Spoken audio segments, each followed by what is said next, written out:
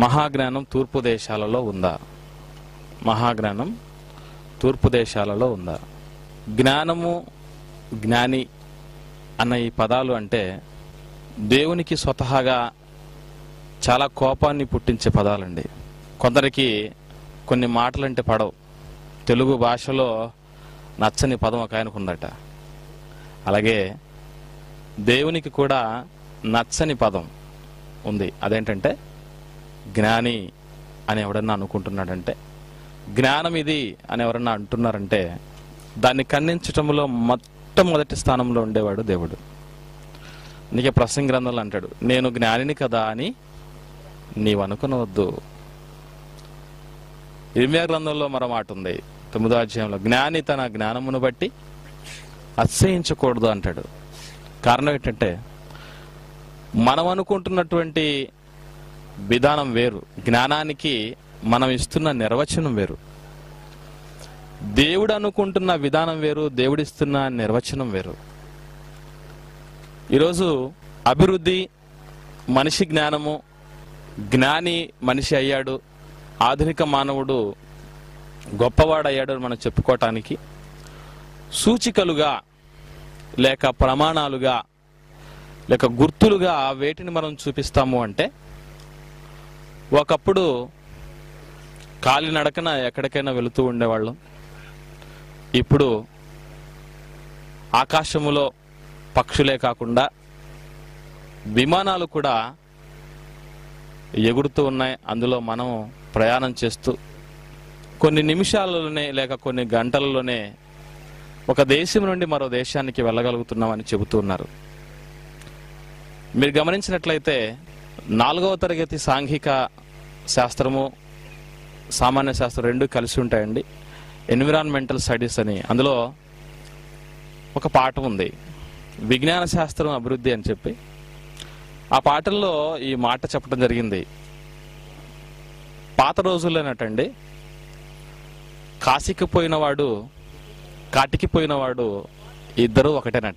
కాశీకి పోయినవాడు కాటికి పోయినవాడు ఇద్దరు ఒకటే అనేటటువంటి ఆ మాటను ఆ కాలంలో ఉపయోగించటానికి కారణం ఏంటంటే, అప్పుడు కాలినడకన కాశీకి ప్రయాణం మొదలు పెట్టాడంటే పోయేటప్పుడు మార్గ మధ్యంలోనే పోవచ్చు. అలాగే ఒకవేళ కాశీకి సక్సెస్ఫుల్గా వెళ్తే తిరిగి మార్గ మధ్యంలో వచ్చేసరికి జీవితకాలం సరిపోకపోవచ్చు, లేక ప్రమాదాలు సంభవించవచ్చు. కారణం ఏంటంటే అప్పుడు రోడ్డు మార్గాలు లేవు, రైలు మార్గాలు లేవు, ఏ మార్గం లేదు, ఖాళీ మార్గం తప్ప. అందుకొరకు అప్పటి కాలంలో ఈ మాటను సెలవించడం జరిగింది మన వాళ్ళంతా. ఈరోజు మనం అనుభవిస్తున్నటువంటి అధునాతన టెక్నాలజీ అంతా కూడా జ్ఞానానికి, మానవ జ్ఞానానికి ప్రతీక అని మనం అనుకుంటూ ఉన్నాం. అంతే కదండి. ఒకప్పుడు కలరాని మహమ్మారి అంటున్నారు, మీకు తెలుసో తెలీదో. కలరా వ్యాధి వచ్చిందంటే ఆ ఊరిని ఖాళీ చేసి వెళ్ళిపోవటం తప్ప మరో గత్యంతరం మనిషికి ఉండేది కాదు. ఇప్పుడు ఆ మహమ్మారి ప్లేస్లోకి మరొక రోగం వచ్చింది, అది ఎయిడ్స్ అన్నమాట. ఇలా మనిషి ఏం చేస్తున్నాడంటే అభివృద్ధి చెందుతూ ఉన్నాడు అని అభివృద్ధికి సూచికలుగా ఈరోజు మనం అనుకుంటున్న వాటన్నింటినీ ముందు పెట్టి చెబుతూ ఉంటారు. కాకపోతే ముంబైలో ధీరుభాయ్ అంబానీ నాలెడ్జ్ సిటీ అనేటటువంటి పేరుతో ఒక సిటీ కూడా వెలిసింది, మీకు తెలుసో తెలీదు. రిలయన్స్ మొబైల్కు సంబంధించినటువంటి ఆ సర్వీసెస్ సంబంధించినటువంటి సిటీ ఉంది, ధీరుభాయ్ అంబానీ నాలెడ్జ్ సిటీ అని. ఇంతకు ఏది నాలెడ్జ్, ఏది జ్ఞానము? దేవుడు ప్రతిదానికి నిర్వచనం ఇస్తూ రావటం జరిగింది ఆరంభ కాలం నుండి. కారణం ఏంటంటే నా పిల్లలు ఏది తెలియని వాళ్ళుగా, అజ్ఞానులుగా, చేతకాని వారిగా ఉండకూడదనేది దేవుడి అనాది కాల సంకల్పం. అందుకే యేసువారు మాట్లాడుతూ మాట అంటారు, విరోధించుటకు, విభేదించుటకు వీలు కాని మాటలను నేను మీకు ఇచ్చి ఉన్నాను అని లూకాసు వార్తలో శిష్యులతో మాట్లాడుతూ చెప్తాడు. కనుక ప్రతి మనిషిని క్రీస్తునందు సంపూర్ణంగా నిలబెట్టాలనుకోవడం కూడా పౌలు గారి యొక్క ఆశయమై ఉన్నది. మనకందరికీ ఆ విషయం తెలుసు. అందుకోసమనే బైబిల్ గ్రంథాన్ని దేవుడు కానీ దేవుడి మనసును కానీ అర్థం చేసుకున్నటువంటి వ్యక్తులు ఏమంటారంటే, ఇది ఒక నిఘంటువు లాంటిది, లేక ఇది ఒక సమాధానాల పుస్తకం. ప్రశ్న ఎక్కడి నుంచైనా రావచ్చు, కానీ సమాధానం మాత్రం ఎక్కడి నుంచి చెప్తారండి? Bible, answer to the Bible. Bible నుంచి సమాధానం అనేది చెప్పటం యూనివర్సిటీ వాళ్ళకి వాక్యంతో పెట్టిన విద్య. కనుక మనం ఆలోచించగలిగితే ఈరోజు మనం అభివృద్ధి చెందుతున్నటువంటి ఈ ఆవిష్కరణలన్నీ కూడా, మనం కనుగొనబడుతున్నటువంటి ఈ విషయాలన్నీ కూడా జ్ఞానమేనా అని బైబిల్లోనికి ఒకసారి ఎంటర్ అయ్యి ఆలోచిస్తే దేవుడు చెబుతున్నాడు మంచి మాట. బైబిల్లో చూద్దాం. యోబు గ్రంథము 28వ అధ్యాయము మొదటి వచనం నుండి జాగ్రత్తగా చూడండి. యోబు గ్రంథము 28వ అధ్యాయము మొదటి వచనం నుండి జాగ్రత్తగా ఆలోచించాలి. వెండికి గని కలదు, పుటము వేయు సువర్ణమునకు స్థలము కలదు. ఇనుమును మంటిలో నుండి తీయుదురు, రాళ్ళు కరిగించి రాగి తీయుదురు. మనుషులు చీకటికి అంతము కలగజేయుదురు, గాఢాంధకారములోను మరణాంధకారములోను ఉండు రత్నములు వెతకుదురు. వారు భూమి అంతముల వరకు సంచరించుచు ఉందురు. జనులు తిరుగు స్థలమునకు చాలా దిగువగా మనుషులు సొరంగములు త్రవ్వుదురు. వారు పై సంచరించు వారి చేత మరువబడుదురు. అచ్చట వారు మానవులకు దూరముగా నుండి ఇటు అటు అల్లాడుచుండురు. భూమి నుండి ఆహారము పుట్టును, దాని లోపలి భాగము అగ్నిమయమైనటుండును. దాని రాళ్ళు నీల రత్నములకు స్థానము, దానిలో సువర్ణమయమైన రాళ్ళు ఉన్నవి. ఆ త్రోవ ఏ క్రూర పక్షి అయినను తెలియదు. దేగ కన్నులు దాన్ని చూడలేదు. గర్వము గల క్రూర జంతువులు దాన్ని త్రొక్కలేదు. సింహము ఆ మార్గమున నడవలేదు. మనుషులు స్ఫటికము వంటి బండను పట్టుకొందురు. పర్వతములు వాటి కుద్దుల సహితముగా బోర్ల త్రోయుదురు. బండలలో వాడు బాటలు కొట్టుదురు. వారి కన్ను అమూల్యమైన ప్రతి వస్తువును చూచును. నీళ్లు ఒడిగిలిపోకుండా వారు జలధారలకు గట్టు కట్టుదురు. మరుగైయున్న వస్తువులను వారు వెలుగులోనికి తెప్పించుదురు. అయితే జ్ఞానము ఎక్కడ దొరుకును? వివేచన దొరుకు స్థలము ఎక్కడ ఉన్నది? ప్రశ్న చూసారా? పైన ఉన్న 11 వచనాల్లో మొదటి వచనం నుండి 11వ వచనం వరకు ఎన్ని ఆవిష్కరణలు ఉన్నాయండి? థామస్ ఆల్వా ఎడిసన్ కనుగొన్న బల్బు గురించి చెప్పాడా? చెప్పండి. అలాగే సర్ ఆర్థర్ కాటన్ ఆంధ్రప్రదేశ్ భారతదేశంలో అయితే మోక్షగుండం విశ్వేశ్వరయ్య వీళ్ళందరూ కట్టినటువంటి ఆనకట్టల గురించి చెప్పాడు. సొరంగాలు జవహర్ టన్నల్ అని ఇండియాలో నుండి జమ్మూ కాశ్మీర్లో పెద్ద టన్నల్ కట్టారండి. ఆ టన్నల్ ద్వారా చాలా రవాణా సౌకర్యంగా ఉండటం, ఎంతో లాభాన్ని చేకూర్చి పెట్టడం, ఈ విషయాలన్నీ కూడా దేవుడు నిజంగానండి మనిషి కనుగొన్నటువంటి విషయాల గురించి దేవుడు చెబుతూ ఏ క్రూర పక్షి కూడా మనిషి కనుగొన్నట్టుగా కనుగొనలేదట.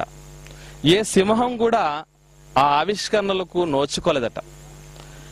ఏ దానికి చేతకనేటువంటి అనేకమైనటువంటి అచీవ్మెంట్స్ మనిషి చేశాడు. వీటన్నింటినీ మనం జ్ఞానం అనుకొని పొరబడతామేమో అని అనుకుని దేవుడు 12వ వచనంలో ఏమన్నాడు?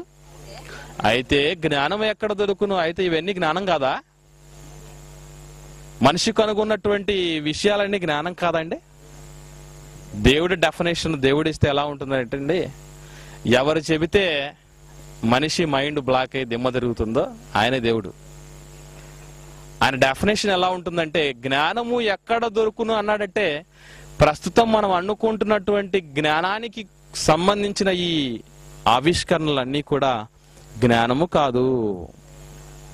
ఇంకా ఇంకా క్లియర్గా చెబుతూ అది ఎక్కడ ఉండదో చెబుతున్నాడండి. 13వ వచనంకి వచ్చేయండి. 13వ వచనం, నరులు దాని విలువను ఎరుగరు. దీన్ని అండర్లైన్ చేసుకోండి. ప్రాణులున్న దేశములో అది దొరకదు అన్నాడు. ఏదది? జ్ఞానం దొరకదట ప్రాణులున్న దేశంలో. మరి ప్రాణులు లేని దేశంలో దొరుకుతుందా? దాని అర్థం అదే కదండి. ప్రాణులున్న దేశములో జ్ఞానము దొరకదు అన్నాడు దేవుడు. ప్రాణులున్న దేశాలు, ప్రాణులు లేని దేశాలు ఏమైనా ఉన్నాయా? మీరు ఆలోచించండి. ప్రాణులున్న దేశాలు, ప్రాణులు లేని దేశాలని 2 రకాల దేశాలు ఏమన్నా ఉన్నాయా భూమి మీద? చాలా పెక్యులియర్ క్యారెక్టర్ కలిగిన దేశాలు కొన్ని ఉన్నాయండి. మచ్చుకు మీకు కొన్ని చెప్తాను. అస్సలు దోమలే లేని దేశం ఉంది. దోమలు లేని దేశం చెప్పమంటే చెబుతాం మనం. ఏదది? ఫ్రాన్స్ రాజధాని ప్యారిస్లో ప్రపంచంలో ఏ పర్ఫ్యూమ్ రిలీజ్ అయినా కూడా అది ప్యారిస్లో రిలీజ్ అవుతుందండి. పర్ఫ్యూమ్ దెబ్బకు దోమలు నిలబడవు, దోమలు పరారు. అందుకే అక్కడంతా సెంటుమయమే ఉంటుంది కనుక అక్కడి నుంచి వలస వెళ్ళిపోయి మనం మోదవలసికి వచ్చినట్టుగా మిగతా దేశాలకు వెళ్ళిపోతాయి. ఫ్రాన్స్లో ఉండవండి దోమలు. పాములు లేని దేశాలు కూడా ఉన్నాయండి. అదేంటనుకుంటున్నారు? హవాయి ద్వీపంలో పాములే ఉండవట. దోమలు లేని దేశం చెప్పమంటే చెబుతాం, పాములు లేని దేశం చెప్పమంటే చెబుతాం, ప్రాణులు లేని దేశం చెప్పమంటే ఏం చెబుతాం చెప్పండి? ప్రాణులు ఎక్కడ లేవో చెప్పండి. అంటార్కిటికా ఖండంలో ప్రాణులు లేవనుకుంటున్నారా? ఉన్నాయా లేవా చెప్పండి? లేవా? ఉన్నాయా లేవా? ఉన్నాయి. మనం లేవు, అంతే. మనం లేవండి. అంటార్కిటికా ఖండంలో ప్రాణులు ఉన్నాయి. ఆ వాతావరణానికి తట్టుకుని అక్కడ బ్రతికే ప్రాణులు కొన్ని ఉన్నాయి. కనుక ప్రాణులున్న దేశములో జ్ఞానము లేదు అన్నాడంటే భూమి మీద ఒక్క మాటలు చెప్పాలంటే భూమి మీద జ్ఞానము లేదు అని యోబు గ్రంథం ద్వారా దేవుడు చెబుతున్నాడు. భూమి మీద జ్ఞానం లేదు అంటున్నప్పుడు మరి టైటిల్ ఎందుకు పెట్టాం మనం? మహాజ్ఞానం తూర్పు దేశాల్లో ఉందని. ఈ దేశాల్లో ప్రాణులు లేవా? ఆ ప్రాణులకు మహాజ్ఞానం ఎలా వస్తుంది? మరి జ్ఞానం అనేది భూమి మీదే ప్రాణులున్న దేశంలో లేదంటే ఏమండి? యోబు గారు రాసే సమయానికి భూమి మీద జ్ఞానం పుట్టలేదండి. యోబు గారి గ్రంథం రాసే సమయానికి భూమి మీద జ్ఞానం పుట్టలేదు. అసలు ఎవరి జ్ఞానం అని మనం ఒకసారి ఆలోచించగలిగితే సొలొమోను గారు జ్ఞానానికి పెట్టింది పేరండి. క్రైస్తవ సోదరులకే కాకుండా క్రైస్తవేతరులకు, మేధావులకు, మిగిలినటువంటి శాస్త్ర ప్రపంచానికి, చరిత్రకారులకు జ్ఞానానికి కేర్ ఆఫ్ అడ్రస్ ఎవరనగానే మొట్టమొదటిసారిగా తలుక్కున మెలిసేటటువంటి పదం సొలొమోను గారు. ఒక సామెత కూడా ఉందండి సొలొమోను గారి గురించి. ఏమన్నా తెలుసా? He is as wise as Solomon అని అంటాడు. అంటే మామూలుగా మనం పోల్చేటప్పుడు చిన్న పాప అమ్మాయి బాగుందనుకోండి, దేంతో పోల్స్తాం చెప్పండి? చంద్రుని లాగున్నావమ్మా, చంద్రుడిని మించి అందములికించు పాపవి, బుజ్జి పాపవి అని పాట కట్టారు పాతకాలంలో కదా. చందమామ లాగున్నావు పాప అని అంటూ ఉంటారు. అలాగే జ్ఞానాన్ని పోల్చి చెప్పాలంటే ఎవరితో పోల్చాలంటే సొలొమోను గారితోనే పోల్చాలి. మరి ఆ సొలొమోను గారు రచించినటువంటి సామెతల గ్రంథములో జ్ఞానము అంటే ఎవరు, ఏమిటో, ఎక్కడున్నదో దానికి సంబంధించినటువంటి పూర్తి సమాచారం మనకు ఇవ్వటం జరిగింది. సామెతల గ్రంథము 8వ అధ్యాయము 1వ వచనం నుండి చూద్దాం. సామెతల గ్రంథము 8వ అధ్యాయము 1వ వచనం నుండి, జ్ఞానము ఘోషించుచున్నది, వివేచన తన స్వరమును వినిపించుచున్నది అన్నాడు. జ్ఞానము ఘోషిస్తున్నది, వివేచన తన స్వరము వినిపించుచున్నది అన్నాడు. ఎవరు ఘోషించే ఈ జ్ఞానము అని మనం ఆలోచిస్తే సామెతల గ్రంథంలోనే బయటపడదండి. ఒక్కసారిగా బయటపడేటట్లయితే దేవుడు మన బ్రతుకంతటికి బైబిల్ ఇచ్చేవాడు కాదు. చాలా మంది డైరెక్టర్ గారితో మాట్లాడుతూ ఈ మాటను ప్రశ్నగా సంధించడం జరిగిందండి. ఏమన్నా తెలుసా అండి? దేవుడి గురించి అంతా ఒక చోట రాయించేసి దేవదూతల గురించి అంతా మరో చోట రాయించేసి, సాతాను గురించి అంతా ఒక చోట రాయించేసి, యేసువారి గురించి అంతా ఒక చోట రాయించేస్తే సరిపోయేది కదండి, ఈ గొడవలన్నీ ఉండేవి కాదు కదా అని చెబుతూ ఉన్నారు. అలా చేశారనుకోండి, మనకంటే ముందు ఎవరు చదువుతారు తెలుసండి? రోబో చదివేస్తుంది. మనకంటే ముందు రోబో చదివేస్తుంది. ఎందుకు?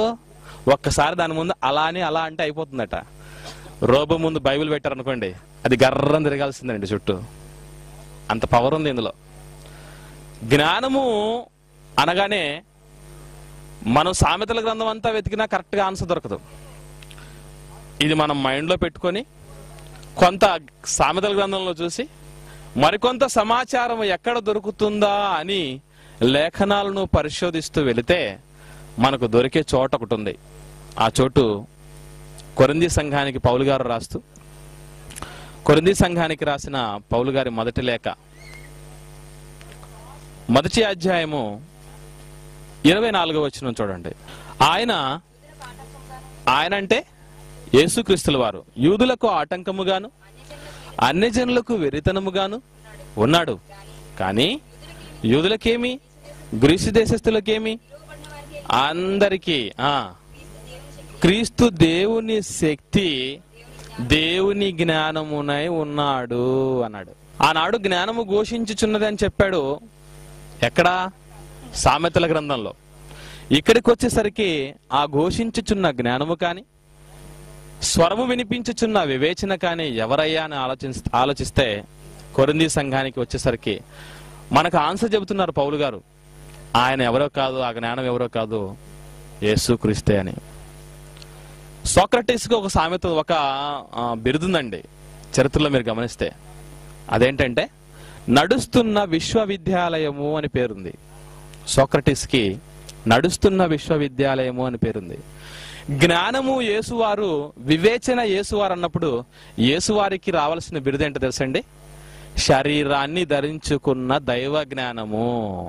జ్ఞానానికి తొడుగేస్తే, జ్ఞానానికి శరీరముని ధరింపచేస్తే ఎలా ఉంటుందో ఆయన యేసుక్రీస్తు.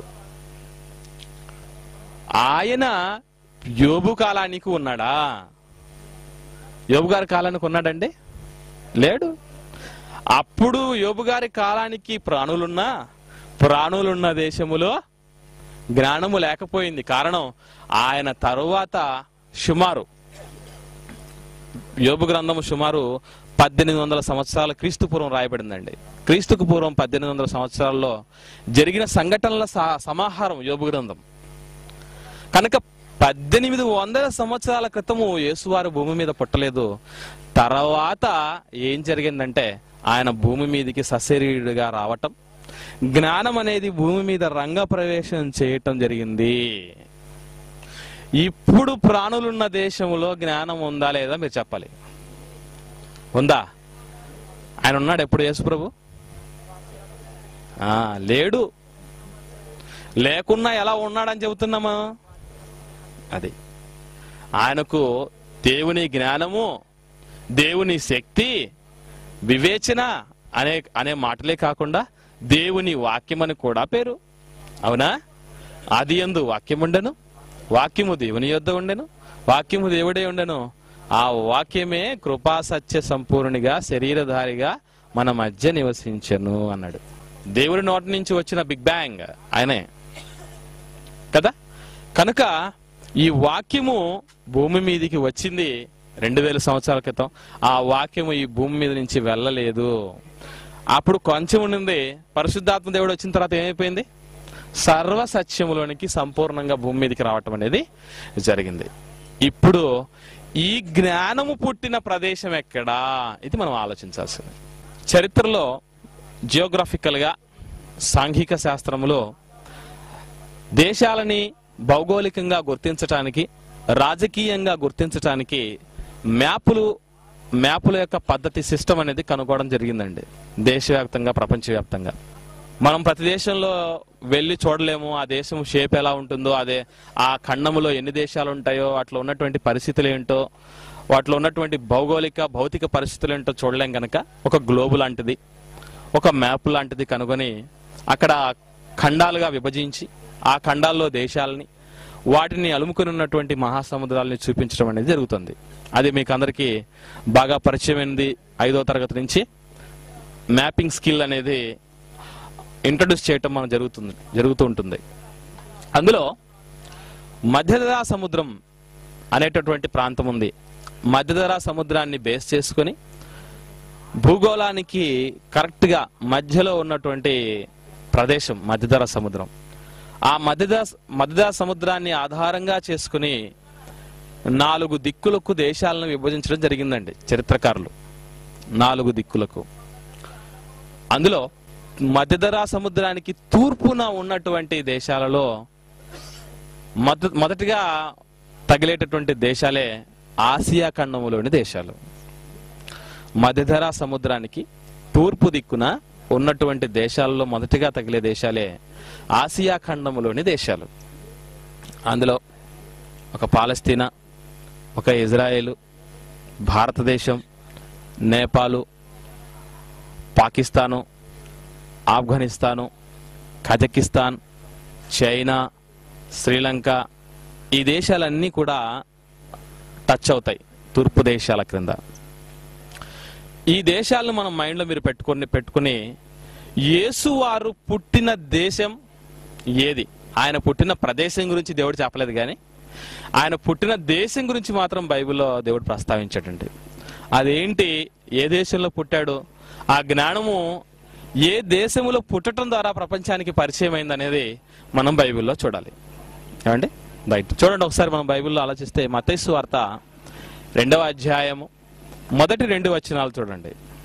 రాజైన హేరోదు దినముల యందు యూదయ దేశపు బెత్లెహేములో యేసు పుట్టిన పిమ్మట ఇదిగో తూర్పు దేశపు జ్ఞానులు యెరూషలేమునకు వచ్చి, యూదుల రాజుగా పుట్టినవాడు ఎక్కడ ఉన్నాడు? తూర్పు దిక్కున మేము ఆయన నక్షత్రమును చూచి ఆయన్ను పూజింపు ఉచితమని చెప్పిరి. ఈ 2 వచనాలు మీరు బాగా గమనించగలిగితే ఇక్కడ 2 రకాలైనటువంటి తూర్పు దేశానికి సంబంధించిన వ్యక్తులు ఉన్నారు. ఒకటి మనకందరికీ పరిచయమైన తూర్పు దేశపు జ్ఞానులు. ఈ జ్ఞానులు ఏ దేశపు జ్ఞాని దగ్గరికి వస్తున్నారు? తూర్పు దేశపు వ్యక్తే. యూదయ దేశపు బెత్లెహేము, యూదయ దేశం ఎక్కడుంది, ఏ వైపునుంది? తూర్పునుంది. ఎలా చెప్పగలరా మీరు? ఎక్కడ చూశారట నక్షత్రాన్ని వీళ్ళు? నక్షత్రము తూర్పు దిక్కును చూశారట. అర్థమైందా మీకు? నక్షత్రాన్ని ఎక్కడ చూశారట అండి జ్ఞానులు? వాళ్ళ దేశానికి తూర్పు దిక్కునుంది. జ్ఞానులు ఎక్కడి నుంచి అయితే బయలుదేరి వచ్చారో ఆ బయలుదేరి వచ్చినటువంటి దేశము తూర్పు దిక్కులో ఉన్నదే, ఆ దేశానికి తూర్పు దిక్కున ఉన్నదే యోదయ దేశం. ఇది మీకు అర్థం కాబట్టి మంచి మాట చెప్తాను. భారతదేశం తూర్పు దేశాల్లో ఒక దేశం కదండి. మరి భారతదేశం తూర్పు దేశాల్లో ఉంది కనుక ఇంకా తూర్పున ఏం ఉండవు అంటారా మీరు? ఏమన్నా తూర్పున ఏముందండి మనకి? తూర్పున ఏముందండి? ఏ ఖాతం? బంగాళాఖాతం ఉంది. మన దేశం తూర్పు దేశమే, కానీ మన తూర్పు దేశానికి కూడా ఏముంది? బంగాళాఖాతం ఉంది. తూర్పు దేశాల్లో ఒకటైన విశాఖపట్నం ఎక్కడుంది? తూర్పు వైపున ఉంది. దానికి తూర్పు దిక్కున ఏమలేవా? ఏమున్నాయండి? దానిపైనకి వెళ్తే ఏముంది? విజయనగరం. దానిపైకి వెళ్తే శ్రీకాకుళం. అలా ప్రతిదానికి ఏముంటాయి? తూర్పు దిక్కులు ఉంటాయి. తూర్పు దిక్కున ఉన్న దేశమైనా దాని తూర్పు దిక్కున మరో దేశం కూడా ఉంటుంది. ఇలాగ తూర్పు దేశం నుంచి వచ్చిన జ్ఞానులకు వాళ్లకు తూర్పు దిక్కున ఉన్నటువంటి దేశం యూదయ దేశం. ఆ దేశాన్న వీళ్ళు నక్షత్రాన్ని కనుగొన్నారంటే దీన్ని బట్టి మీకు సామెత గుర్తు రావాలండి. ఏమన్నా తెలుసా అండి? ఒకే గూటి పక్షులు ఒక చోట చేరతాయటండి కదా. ఒకే గూటి పక్షులు. ఏ గూటి పక్షులు? తూర్పు దేశపు జ్ఞానులు. ఆల్రెడీ మహాజ్ఞాని పుట్టాడు ఎక్కడ? తూర్పు దేశంలో. ఈ తూర్పు దేశంలో ఉన్న మహాజ్ఞానిని చూడటానికి వచ్చారు మరో తూర్పు దేశంలో ఉన్నటువంటి జ్ఞానులు. ఇప్పుడు మహాజ్ఞానం ఎక్కడ పుట్టింది చెప్పండి?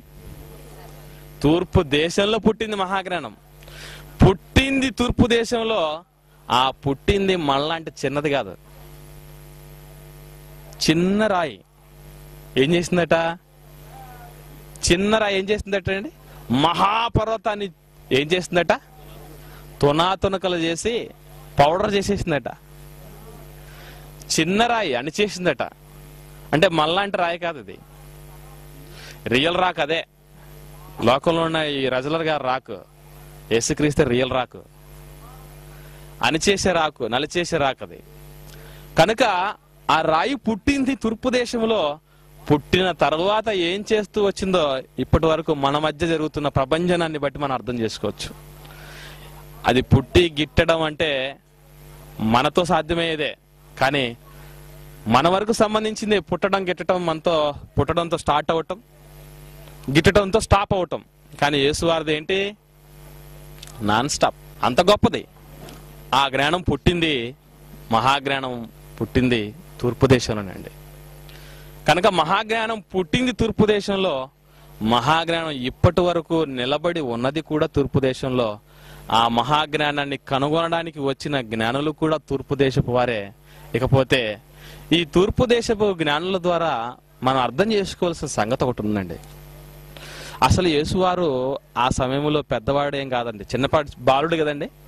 బాలుడుగా ఉన్నటువంటి వ్యక్తి, నోరు తెరవని పరిస్థితుల్లో ఉన్న వ్యక్తి దగ్గరికి వచ్చి వాళ్ళు సాష్టాంగపడి కానుకలిచ్చి బంగారము, సాంబ్రాణి, బోలాన్ని ఇచ్చి ఆయన ఎదుటి సాష్టాంగపడి ఆయన గొప్పతనాన్ని తెలుసుకుని పోయారంటే నిజంగానండి ఆయన నోరు తెరిస్తే ఎలా ఉంటుందో పరిస్థితి మనం చూసాం.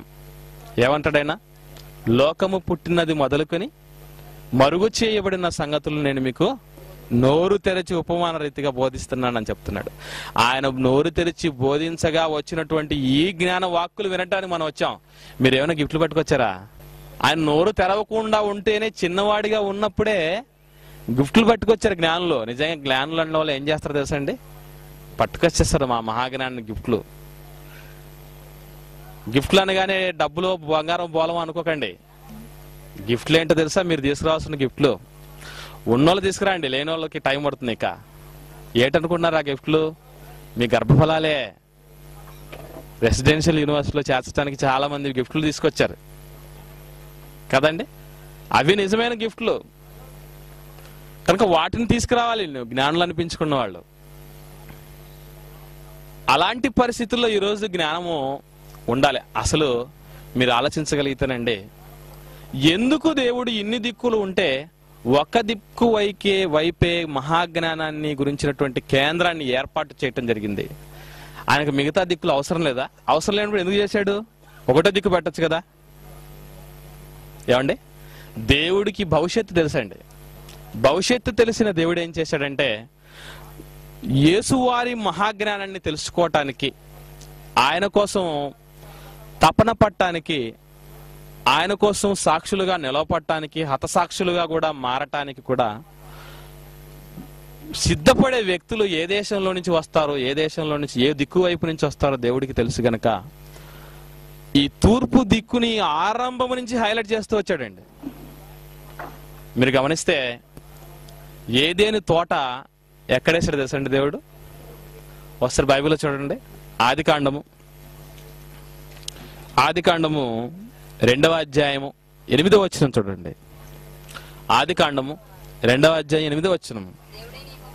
దేవుడైన యెహోవా తూర్పున ఏదెనులో తోట వేసి అన్నాడు. తాను నిర్మించిన నరుని దానిలో ఉంచెను అన్నాడు. అంటే తోట ఎక్కడుందట? తూర్పున వేశాడు. ఎందుకు తూర్పున వేశాడు తోట?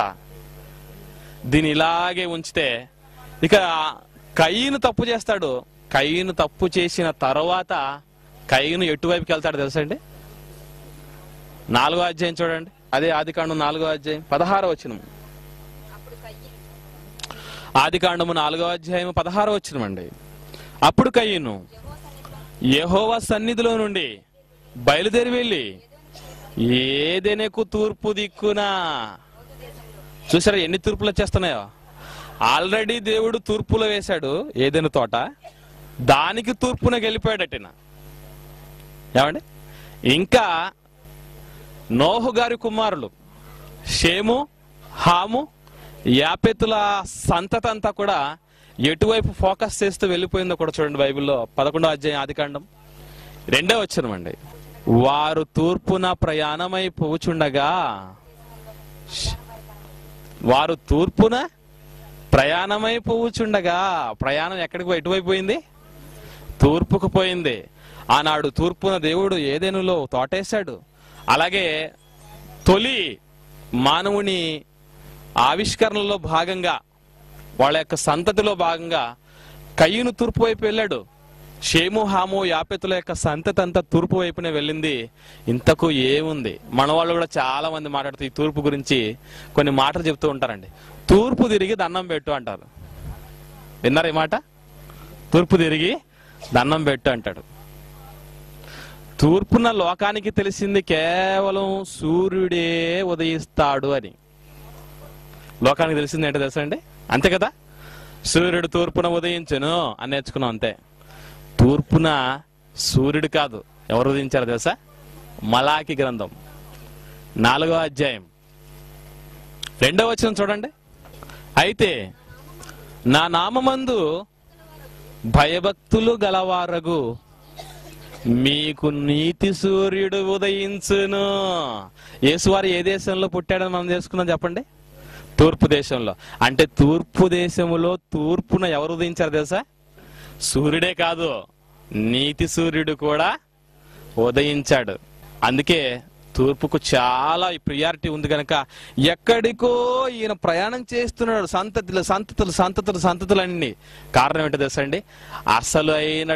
అసలు సిసమైన నికాసైన జ్ఞానం ఎక్కడ పుట్టిందో తెలుసా? తూర్పున పుట్టింది కనుక ఈ తరాలు అన్నింటినీ ఇటువైపు పంపించడం జరిగిందండి దేవుడు. ఈరోజు ఇదే తూర్పు దేశాల్లో నుంచి ఎంతమంది తెలుసా అండి? ఆది మానవుడు ఎవరు?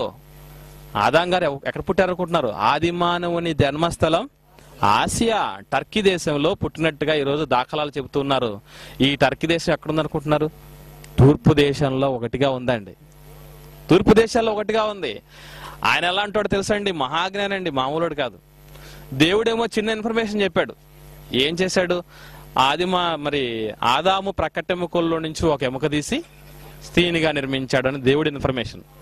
మరి ఆదాం గారి ఇన్ఫర్మేషన్ ఏంటి చెప్పంటారా? ఎముకలలో ఎముక, మాంసంలో మాంసం. దేవుడి ఇన్ఫర్మేషన్ ముందు ఇచ్చాడు మాంసం గురించి. ఈయన ఎలా ఇచ్చాడు? తండ్రికి తగ్గ తనయుడు. ఈయన చిన్నోడేం కాదండి. అందుకే మొదటిగా పుట్టిన మానవుడిని ఆది మానవుడు అంటే నాకు చాలా బాధగా అనిపిస్తుంది. ఆయన ఆది మానవుడు కాదు, ఆధునిక మానవుడు. ఈరోజు చిన్న కైని వేసుకుంటే, గుట్కా వేసుకుంటేనే కళ్ళు తిరిగి పడిపోయే రకాల మనోళ్ళు చాలా మంది. దేవుడే అనస్థీసియా ఇస్తే, మత్తు మంది ఇస్తే ఆ మత్తు ఎక్కలేదంటే మత్తుకు లొంగేవాడు కాదు ఆయన. అంత టాలెంటెడ్.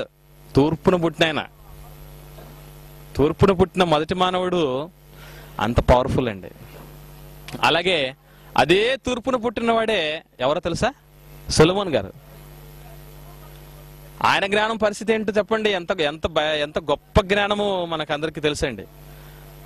నిజంగా 2 పువ్వుల చరిత్రలో ఇది చెప్తారండి. మనం ఇంగ్లీష్ ఫిలాసఫీ చదువుతున్నప్పుడు, లిటరేచర్ చదువుతున్నప్పుడు, శాపదేశపు రాని వచ్చి ఒకటే క్వశ్చన్ బ్యాంక్ పట్టుకొచ్చింది వస్తూ దేశం నుంచి.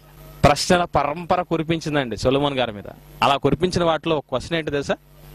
2 సమానమైనటువంటి స్వభావాలు చూసి చూడగానే పోల్చుకోలేము అసలు. ఇక మన మాట చెప్పాలంటే డిట్టో 2 ఒకటే రకంగా ఉండే 2 పువ్వులను పెట్టిందండి సొలొమోన్ గారి. దూరంగా దగ్గరలో పెడితే ఏం చేస్తాం? మనమే కనుక్కోగలం. ఎలా? వాసన చూసి కనుక్కోగలం కదండి. వాసన చూసి దానికి ఇంకా దగ్గర పెడితే ఇంకోటి కూడా చూసి చెప్పచ్చు. పట్టుకొని చూస్తే అర్థమైపోతుంది ఏది ఆర్టిఫిషియల్, ఏది న్యాచురల్ అనేది. కనుక ఏం చేస్తున్నాడు? దూరంగా పెట్టి కనబడేటట్టు పెట్టింది. ఆయన చెప్పు సొలొమోన్ గారు, ఏది న్యాచురల్, ఏది ఆర్టిఫిషియల్ అని అడిగిందండి. అని అడగగానే సొలొమోన్ గారి తూర్పు దేశ జ్ఞానం తలుక్కున మెరిసింది. ఏం చేశాడు తెలుసా? ఉద్యానవనపు తలుపులు తెరవండి అన్నాడు. ఉద్యానవన తలుపులు తెరవండి అనగానే లోపల నుంచి ఏమొచ్చింది తెలుసా? తుమ్మిది వచ్చింది. తుమ్మిది రాగానే ఎక్కడ వాళ్తుంది చెప్పండి? న్యాచురల్ పువ్వు మీద వాలిపోయింది. వాలిపోగానే ఆన్సర్ తేలిపోయింది. శాపదేశ ప్రాణి ఆన్సర్ చెప్తున్న కాస్కో, అదిగో అదే న్యాచురల్ పువ్వు అని చెప్పేసాడండి. ఈ టాలెంట్ ఎంతటితో తెలుసండి, అప్పటికి ఆయన కాలంలోనే తూర్పు దేశంలో జ్ఞానులు ఉన్నారనేటటువంటి మాట కూడా దేవుడు చెప్పాడు బైబిల్లో, తెలుసండి. ఒకసారి చూడండి, రాజులు మొదటి గ్రంథము 4వ అధ్యాయము 29-30 వచనం దయచేసి చూడండి. రాజులు మొదటి గ్రంథము 4వ అధ్యాయము 29-30 వచనములు. దేవుడు జ్ఞానమును బుద్ధిని వర్ణింపశక్యము కాని వివేచన గల మనస్సును సొలొమోనునకు దయచేసెను. కనుక సొలొమోనునకు కలిగిన జ్ఞానము తూర్పు దేశస్థుల జ్ఞానము కంటెను, ఐగుప్తీయుల జ్ఞానము కంటెను అధికమై ఉన్నది. అంటే అప్పటికి ఎవరి జ్ఞానం అధికంగా ఉందని చెప్పాడు చెప్పండి దేవుడు? తూర్పు దేశంలో జ్ఞానులు ఉన్నారు అని ముందే చెప్పాడు దేవుడు. సొలొమోను గారు పుట్టినటువంటి ఆ దేశానికి తూర్పునున్నటువంటి వాళ్ళందరికంటే ఈయన మహాజ్ఞాని అని దేవుడు చెప్పటం జరిగింది. ఆది మానవుడు ఆదాం గారిని చూసిన, ఆయన తర్వాత వారసత్వాన్ని పుణికిపుచ్చుకున్నటువంటి సొలొమోను గారు చూసిన, అటు తర్వాత సొలొమోను కంటే గొప్పవాడు భూమి మీదకి వచ్చాడు, ఆయనే యేసుక్రీస్తు వారు. ఆయన తర్వాత ఆయన వారసత్వాన్ని పుణికిపుచ్చుకొని పుట్టినటువంటి Bible open university India international director జయశాలి శ్రీ పిడి సుందరరావు గారు కూడా తూర్పు దేశాన్ని పుట్టిన జ్ఞానండి. ప్రపంచానికి తెలియని ఎన్నో సంగతులు ప్రపంచానికి తెలియపరిచి గుండె ధైర్యం చెదిరిన వారి యొక్క మనసులో ధైర్యం నింపుచున్నటువంటి మహాజ్ఞాని, తూర్పు దేశ జ్ఞాని. అసలు జ్ఞానులు ఎవరు అనిపించుకుంటారు అనేది దీన్ని బట్టి మనకు అర్థం చేసుకోవాల్సిన విషయం ఏంటంటే, యేసువారు మహాజ్ఞానం ప్రాణుల దేశంలో ఒకప్పుడు లేని జ్ఞానం ఈరోజు భూమి మీదకి వచ్చిన తర్వాత ఈ జ్ఞానాన్ని ఎవరైతే తెలుసుకుంటారో, ఈ జ్ఞానాన్ని ఎవరైతే ఆపోసన పడతారో, ఈ జ్ఞానానికి ఎవరు వారసులు అవుతారో వారేనండి నిజమైన జ్ఞానులు. అలా వస్తున్నటువంటి ఆ జ్ఞానానికి వారసులు అవుతున్న వాళ్ళంతా తూర్పు దేశంలో ఉన్నారు. అలా అనుకొని మీరు తూర్పు దేశంలో ఉంటున్న వాళ్ళందరూ జ్ఞానులు అనుకున్నారు.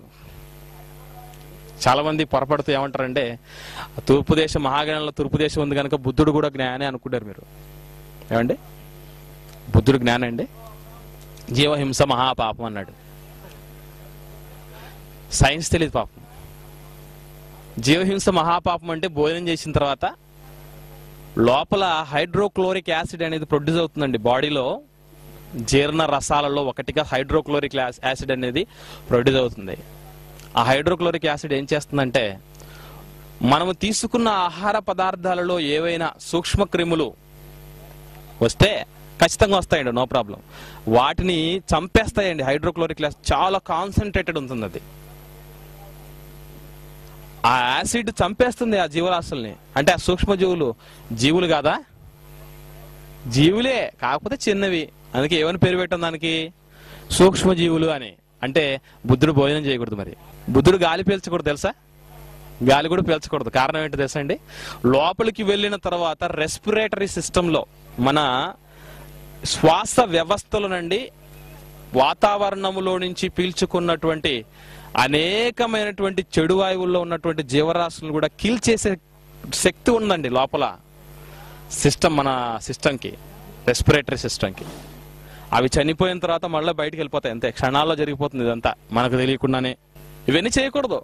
ఒక ఆర్యభట్ట చూడండి, ఏం చేశాడు? నక్షత్రాలు కదలడం లేదని కదలని సిద్ధాంతాన్ని ప్రపంచానికి రుద్దాడు. బట్టతలు ఉంది బుర్ర తప్ప, అందులో బుర్ర ఏం లేదు. వివేకానందుడు ఉన్నాడు.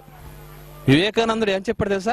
యేసుక్రీస్తుల వారు వెస్ట్రన్ కంట్రీస్ కి చెందినటువంటి వ్యక్తి అని చెప్పాడు. అసలు ఈస్టర్న్ కంట్రీస్ లో ఏమున్నాయి, వెస్ట్రన్ కంట్రీస్ లో ఏమున్నాయి, సదరన్ కంట్రీస్ లో ఏమున్నాయి, ఏ వైపున ఏ దేశం ఉందో తెలియనటువంటి వ్యక్తి వివేకానందుడు అనడం కంటే అవివేకానందుడు అనటం కరెక్ట్. మరలా యేసువారు బతికినట్టే సుమారు 33 సంవత్సరాలు బతికాడండి. ఆయన కూడా మృత్యు వాత పడ్డాడు. కానీ యేసువారు ఏమైపోయాడు తెలుసా? మృత్యువుకే వాత పెట్టాడు.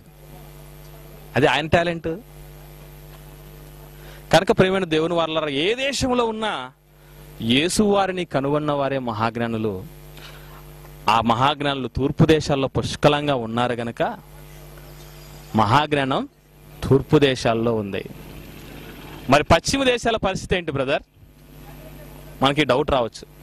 పశ్చిమ దేశాల్లోనే మహాజ్ఞానం ఉందని చెప్పి అనేకమైనటువంటి తల్లిదండ్రులు అందరూ కూడా తమకున్నటువంటి డబ్బుల్ని, వాళ్ళకున్నటువంటి ఆస్తిపాస్తుల్ని కూడగట్టి ఒక ఆక్స్ఫర్డ్ యూనివర్సిటీలో చదివించడం కానీ, ఒక కేంబ్రిడ్జ్ యూనివర్సిటీలో చదివించడం కానీ, అమెరికాలో చదివించడం కానీ, బ్రిటన్లో చదివించడం కానీ, ఆస్ట్రేలియాలో చదివించడం కానీ చేస్తున్నాం.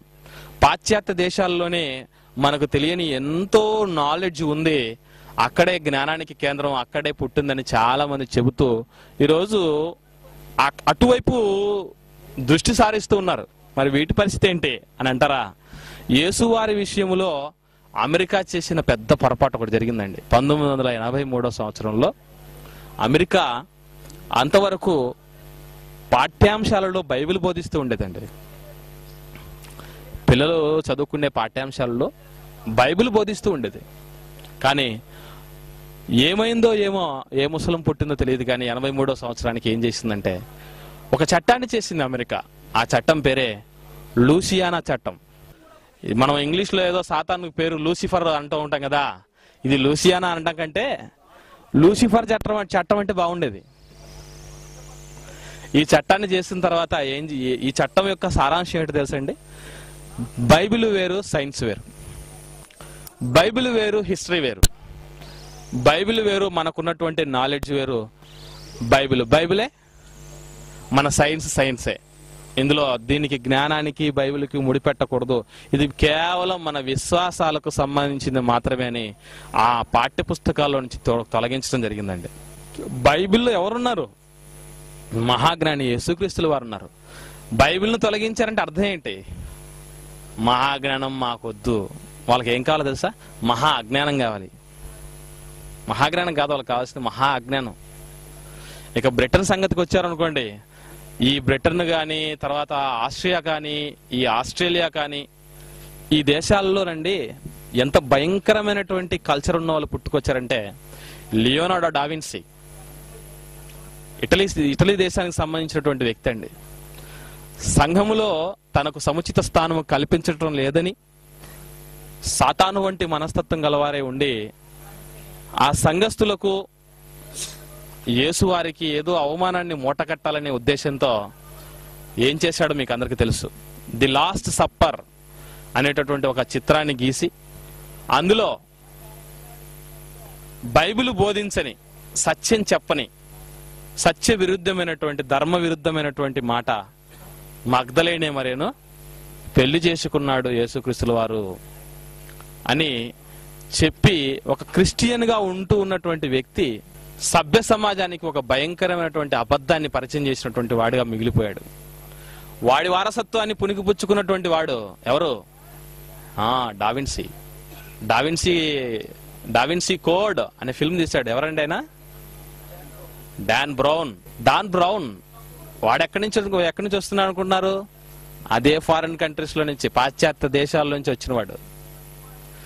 ఆయనకు ఒక కోడ్ ఉందని సృష్టికర్త కోడుని మర్చిపోయి డావిన్సీ కోడ్ మీద పడ్డాడు. ఇకపోతే బ్రిటన్ లో ఉన్నటువంటి వాళ్ళందరి పరిస్థితులు దేవుణ్ణి వదిలిపెట్టడాన్ని బట్టి, క్రీస్తుని అర్థం చేసుకోకపోవడాన్ని బట్టి ఎలా తయారయ్యే తెలుసండి? డేటింగ్ పద్ధతి ఎక్కడి నుంచి వచ్చింది అనుకుంటున్నారు? భారతదేశ కల్చర్లో, మన ఆంధ్రప్రదేశ్ కల్చర్లో కూరలు మార్చుకుంటారండి, అవునా? మహా అంటే చీరలు మార్చుకుంటారు. అక్కడ ఏం చేస్తారు తెలుసా? భార్యలు మార్చుకుంటారు. అది వాడి కల్చర్. సముద్ర తీరంలో వేలాది మంది ఫోటోగ్రాఫర్లకు పోజ్ ఇచ్చారు. ఎలా తెలుసా అండి? నగ్నంగా, బ్రిటన్లో. ఇక బ్రిటన్లో మరో సంగతి జరిగిందండి. ఏంటో తెలుసండి? మగ మతాచార్యులు ఇద్దరు పెళ్లి చేసుకున్నారండి. సర్వలోక మర్యాద చొప్పున మనకి ఎవరు లేరని అప్పుడు చూసారా లోతు కుమార్తెలు. వీళ్ళు అలా ఆలోచించి ఎవరు లేరులే మనకి ఆడవాళ్ళు అని చెప్పేసి, మనమే ఆడవాళ్ళం, మనమే మగవాళ్ళం, మనమే అటు ఇటు గాళ్ళం అని ఇద్దరు మగ మతాచార్యులు పెళ్లి చేసుకున్నారండి అక్కడ. ఇకపోతే యేసువారిని పరిచయం చేయటానికి చేతకాని వాళ్ళల్లో ఉన్నటువంటి వాళ్ళు, లండన్ లో ఉన్నటువంటి ఒక అతను ఏం చేశాడంటేనండి, జీన్స్ లో జీసస్ అని ఒక విగ్రహాన్ని తయారు చేసి, ఆ విగ్రహంలో మామూలు జనరల్గా అయితే యేసువారు అంటే ఎలా ఉంటారండి? భౌతికంగా మనం ఆలోచిస్తే పైనుంచి క్రింది వరకు ఒకటే డ్రెస్, అంగి అంటాం. తర్వాత వెంట్రుకలు బాగా పెరిగి ఉంటాయి, గడ్డ ఏం తీసుకొని ఉండరు, పూర్తిగా గడ్డము మేసం అంతా పెరిగిపోయి ఉంటుంది కదా. ఒక యూదుడు ఎలా ఉంటాడో ఇలా ఆహ్వానిస్తూ ఉంటున్నట్టుగా మనం చూస్తూ ఉంటాం కదండి. అలా చేయలేదట. కారణం ఏంటట? యేసువారు అలా ఆహ్వానిస్తూ ఉంటే దీనంగా ఓల్డెన్ డేస్ కు సంబంధించినటువంటి వ్యక్తిగా ఉంటాడు, బాగుండదు, ఇప్పుడు మోడర్న్ గా సిద్ధపరచాలి యేసు ప్రభుని అని ఏం చేశారు? Jeans pant, T shirt, crop, తర్వాత గడ్డం తీసేసి హ్యాపీగా కమాన్ అని పిలుస్తున్నట్టుగా చేశారటండి, జీన్స్ లో జీసస్ అని. అసలు జీసస్ గురించి అర్థం కానోడు ఇలాంటి పని చేస్తాడండి. పౌలు గారు ఏమన్నారు తెలుసండి? యేసు వారిని జీన్స్ లో చూపించాలనలేదు, అనలేదు. యేసుక్రీస్తు దేవుని జ్ఞానం, దేవుడి జ్ఞానంగా చూపించాలనుకున్నాడు. ఒకవేళ దేవుడికి ఏదన్నా పవర్ ఉంది, శక్తి ఉంది అనుకుంటే ఆ శక్తి ఎవరో తెలుసా? అది యేసుక్రీస్తు అని చూపించడం జరిగిందండి. యేసువారిని అలా చూపించడం చేతకాని దేశాలండి అవన్నీ, పాశ్చాత్య దేశాలన్నీ. ఇకపోతే బ్రిటన్ అధ్యక్షుడిగా ఉన్నటువంటి వ్యక్తి Nicolas Sarkozy, latest current affairs అండి ఇవన్నీ. నికోలస్ సర్కోజీ, ఆయన భార్య కార్లా అనే ఒక అమ్మాయి ఉందండి. అమ్మాయి కాదులేండి, ఆంటీ లాంటిదే. 40 ఏళ్ల వయసు ఆమెకి. 40 ఏళ్ల వయసులో ఉన్నటువంటి ఈమె పెళ్లి కాకముందు ఎంతమంది ప్రియులు ఉన్నారు తెలుసండి? 30 మంది ప్రియులు. ఇవన్నీ ఎందుకు చెప్తున్నానంటే, పాశ్చాత్య దేశాల్లో మహాజ్ఞానం కాదు ఉండేది, ఇక్కడ మహా అశ్లీలం ఉంది, మహాభయంకరమైనటువంటి అజ్ఞానం ఉంది, గడాంధకారంలో మునిగిపోయినటువంటి వాళ్ళు ఉన్నారు. కారణం ఏంటంటే ఈరోజు క్రమక్రమంగా ఫారిన్ కంట్రీస్ లో చర్చిలు కనుమరుగైపోతున్నాయండి. ఇప్పుడు ఏమొస్తున్నాయి తెలుసండి? కంప్యూటర్లో నీకు ఇష్టమయ్యి ఓపెన్ చేసుకుని చూడాలి, వినాలి అనుకుంటే చర్చిలో అయ్యగారు ప్రత్యక్షం అవుతారు. అసలు ఎంతవరకు ఉంటా చెప్పండి మనకు ఆ జ్ఞానం? దగ్గర ఉండి అన్ని దగ్గరుండి నేర్పించి చేస్తేనే నేర్చుకునే పరిస్థితుల్లో ఈరోజు మనిషి ఉన్నాడండి. నీ ఇష్టం నాన్న, నెట్ ఓపెన్ చేసుకుంటే ఓపెన్ చేస్తాడా? చేస్తాడు. దేవుడి గురించి కాదు, దెయ్యం గురించి. ఏదైతే భయంకరమైనటువంటి పాపంలో తీసుకెళ్తుందో అది ఓపెన్ చేస్తాడు వాడు. కనుక ప్రేమైన దేవుని వారలారా, పాశ్చాత్య దేశాలలో ఉన్నది మహాజ్ఞానం కాదు. ఆ దేశాలు ఎప్పుడో దేవుడి జ్ఞానాన్ని పోగొట్టుకున్నాయండి. గ్రీసు దేశస్తులు జ్ఞానాన్ని వెతుకుతూ ఉన్నవారే. అప్పటి నుంచి ఇప్పటి వరకు ఏమీ తెలియదండి వాళ్ళకి. వాళ్ళ దేశాలలో వాళ్ళ దేవాలయాల మీద ఏం రాస్తారు తెలుసండి? భారతదేశ దేవాలయాల మీద బూతు బొమ్మలు ఉంటాయట. దాని వెనకాల ఏదో ఇన్నర్ మీనింగ్ ఉందని చాలా మంది చెప్తూ ఉంటారు. వాళ్ళ దేశాల్లో, గ్రీసు దేశంలో ఒక దేవాలయం మీద ఏం రాసింటారు తెలుసండి? గ్రీక్ డెల్ఫీ దేవాలయం మీద ఏమని రాసింటారు తెలుసండి? నో దై సెల్ఫ్ అంటే అర్థం ఏంటో తెలుసండి? నిన్ను గురించి నీవు తెలుసుకో. సోక్రటీస్ కూడా తెలియదు తన గురించి తనకి తెలియడం. తన్నెవరో సోక్రటీస్ కూడా తెలియదు. కానీ సోక్రటీస్ కు తెలియని జ్ఞానం తూర్పు దేశంలో ఎక్కడ బోధిస్తారో తెలుసా? ఓ మనిషి నీవెవరు అని ఎప్పుడు చెప్తాం? ఫస్ట్ పాఠం అండి అది, డిప్లొమా పాఠం అది, అవునా? ఎవరిని శత్రువు అనే పాఠంలో చెప్పేస్తాం. చెప్పండి. అంటే పాశ్చాత్య దేశాల్లో, పశ్చిమ దేశాల్లో ఉన్నటువంటి మహాజ్ఞానులకు అంతుపట్టని సంగతి తూర్పు దేశంలో క్రీస్తును కలిగి ఉన్నటువంటి వాళ్ళకి ప్రారంభంలో ఆయిల్ నేర్చుకున్నంత సులభమైనటువంటి సంగతి. నిజంగానండి, బైబిల్ గ్రంథాన్ని రచించినటువంటి 40 మంది రచయితలందరూ కూడా ఏ దేశాలకు సంబంధించిన వాళ్ళు తెలుసండి? తూర్పు దేశాలకు సంబంధించిన వాళ్ళనండి.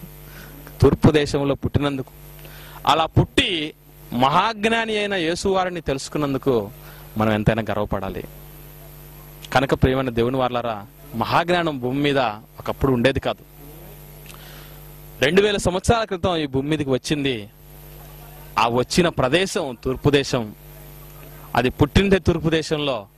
అటు తర్వాత ఆ వారసత్వం పుణికిపుచ్చుకున్నది కూడా తూర్పు దేశంలో ఉన్నటువంటి వాళ్లే. ఇకపోతే ఇప్పుడు ఉన్నటువంటి ట్రెండ్ లో మీరు ఆలోచిస్తే, తూర్పు దేశాల్లో బాగా కేర్ ఆఫ్ అడ్రస్ మహాజ్ఞానానికి ఏ దేశం అంటే ఒక్క భారతదేశం తప్ప మరో దేశం కాదండి. ఈ దేశం నుండి సుమారు ప్రపంచంలో 48 దేశాలకు వెళ్తూ ఉంది లైవ్ టెలికాస్ట్. తెలుసు కదా మీకు? మన దేశంలో విశాఖపట్నం నుండి Bible open university India international నుండి సుమారు 48 దేశాలకు జ్ఞానం వెళ్ళిపోతుంది. కనుక మహాజ్ఞానం అనేది తూర్పు దేశాల్లో ఉంది అనేది దేవుడు బైబిల్ ద్వారా చెప్పినటువంటి సత్యం. బాగా ప్రిపేర్ అవ్వండి, చక్కగా నేర్చుకోండి, నెక్స్ట్ పాఠానికి సిద్ధం కండి. ప్రార్థన చేసుకుందాం.